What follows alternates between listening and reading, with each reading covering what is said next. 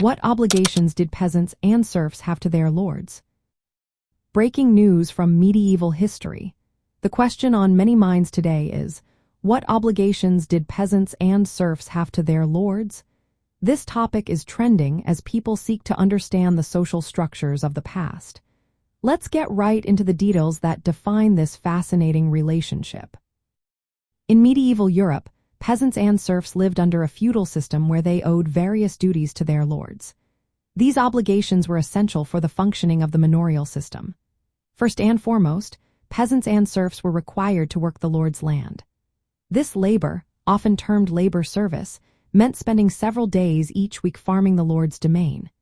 This work was unpaid but mandatory, supporting the lord's household and estate. In addition to labor, they had to pay rents or taxes. These payments could be a portion of their own crops, livestock, or other goods produced on their land. Sometimes, payments were made in money, but often they were in kind because currency was scarce in rural areas. Peasants and serfs also owed various fees for using the lord's facilities.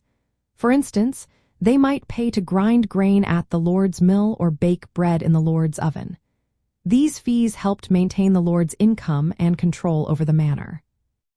Furthermore, peasants and serfs were subject to legal obligations. The lord held court over his tenants and could impose fines or punishments for breaking manor rules. Peasants had to attend these courts and accept the lord's authority in local disputes. During times of war, peasants might be called upon to provide military service or support, such as guarding the manor or supplying provisions to the lord's knights.